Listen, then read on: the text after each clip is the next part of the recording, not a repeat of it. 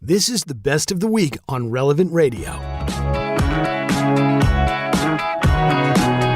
Let's go now to Kat in San Diego. Hi, Patrick. Thank you so much for taking my call. I wanted to give you a little background. So I am raised like non-denominational Christian, Protestant, and I'm married to a Catholic. We got married in the Catholic Church. We have a daughter who's baptized in the Catholic Church, and my husband and I obviously have like a lot of conversations about theology and what we believe, and a lot of our beliefs are actually like incredibly similar. Mm-hmm. But one of the biggest struggles I have with becoming Catholic is the seal of confession and people potentially using that to like confess terrible sins and then not have any justice, even though I understand that like maybe part of their penance could be like, you have to go turn yourself into the police. And that usually is the advice the priest would give, by the way. Yeah. So I just struggle with like how someone could potentially like abuse that situation. And then like, how do I come to terms with, I guess it's out of my control. Yeah. I can understand where you're coming from. And my guess is that you're probably thinking about, well, why shouldn't the priest report that person to the authorities if let's say he confesses child molestation? Or some other. I mean, that comes to mind only because it's in the news so much, but it could be murder, bank robbery. Any terrible sin. Well, there are a few reasons why. I'll share those with you. One parallel would be if you went to your physician and you wanted to get treatment, and I don't mean to say you personally, Kat, because you're happily married, and I understand that, but let's just say the rhetorical you, a woman. And she goes to her physician and she says, well, I'm pregnant.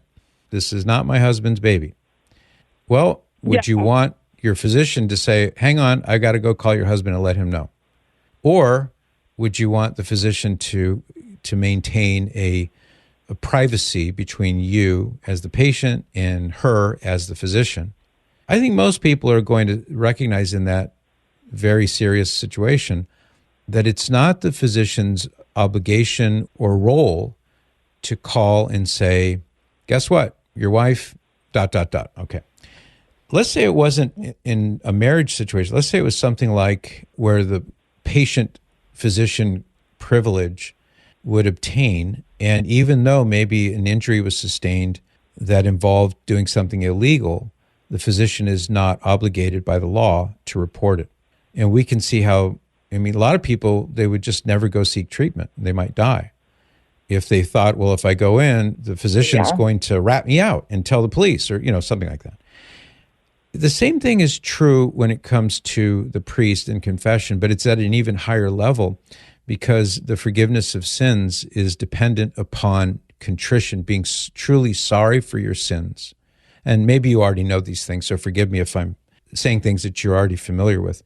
But the essence of confession is to be sorry for your sins out of love for God as opposed to merely fear of punishment. And I'm thinking about the example of the woman taken in adultery. I'm sure you remember that story from the Gospels. Mm-hmm. What does Jesus do? He forgives her. He doesn't say, now go tell your husband. He just says, go and sin no more. So it was sufficient for her to be sorry for her sins. He didn't tell her, you have to report it to your husband, or I have to report it to your husband. It's between the sinner and Jesus. The sinner is sorry. Jesus forgives. And I would say there is a moral obligation incumbent upon the penitent who has committed murder or molested a child or did something like that. There is a moral obligation to follow through and turn yourself in, but it's not a requirement for forgiveness. God does not require that part of it in order to forgive you. And the priest is there to minister the forgiveness of God, the forgiveness of Jesus to the penitent. So that's one thing.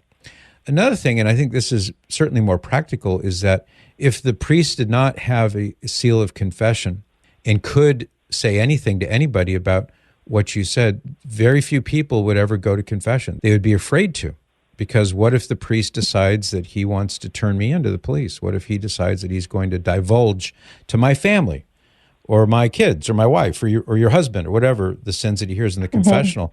That would be insanity on stilts.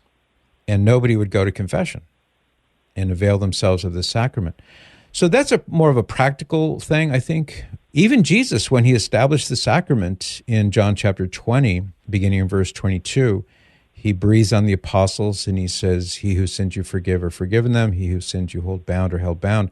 And he doesn't enjoin upon them the necessity of turning them into the authorities if they hear something that is illegal. They're there to heal.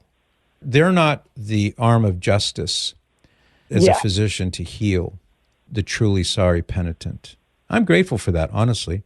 I mean, not that I've done anything illegal, but I appreciate the fact that when I go to confession, it's between me and God, and the priest is the minister of God's forgiveness. And when I walk out the confessional, probably within a minute or two, and he's on to the next confession, he's forgotten all about my confession. I like that. I like the fact that this is something that the church is very strict about so that people will not be fearful and worried. Oh no, what if what I said, what if he says something to somebody else and I don't want to lose my job, right? You know what I'm saying? A lot of people would fear that. Mm-hmm.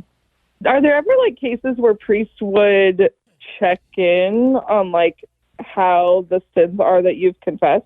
I'm not saying that it's never happened, but generally what would happen is let's say that you became Catholic someday and you went to confession and you said, here's a sin I'm struggling with.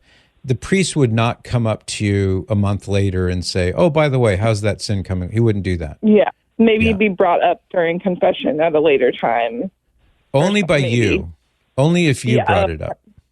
So if you said, hey, I don't know if you remember, but a month ago when I came to confession, this was one of my sins. I'm still dealing with it. Do you have any advice? In a situation like that, he would offer advice, but he wouldn't bring it up to you first and say, I remember you talked about this sin. He wouldn't do that. My husband was raised Catholic, and we've been together for almost 7 years, and that was a really big conversation throughout our relationship before we got married, and even going through our preparation for marriage, and basically knowing that, if we have kids someday, we're going to raise them Catholic, and our beliefs are very similar. It's just, he says I'm a special breed. He doesn't understand why I'm not Catholic. So there's just those couple things that are different than how I was raised that I just wanted to get more information on. And right. I enjoy listening to your show because it brings a new perspective than what I was raised with. And I enjoy theology too. So. Well, I'm happy to hear that. This sounds like a marriage made in heaven. It sounds like you kind of are on the journey. Yeah. Maybe you're not quite sure how far along you are, but I'd say stay on the same journey that you're on now. Keep listening, and a lot of these things will click into place over time. The seal of confession is something that the church takes very, very seriously. It's a canonical crime of the highest order for a priest to reveal what he hears in confession. The canon law actually says even if to save his own life, it alludes to that, it doesn't say it per se, but even to save his own life or his reputation, the priest cannot reveal anything. I never really thought about sin being forgiven isn't based on, say, whatever prayers or if you need to go to the police. That doesn't necessarily need to be done for the sin to be forgiven, if I'm understanding correctly. Yes, with one slight twist here. So to make an integral confession, you're going to receive a penance, and you do have an obligation to perform the penance. But the priest would not make going to the police, he should not anyway, make going to the police the penance. Any other kind of penance, say prayers, say the rosary, you do have an obligation to do that.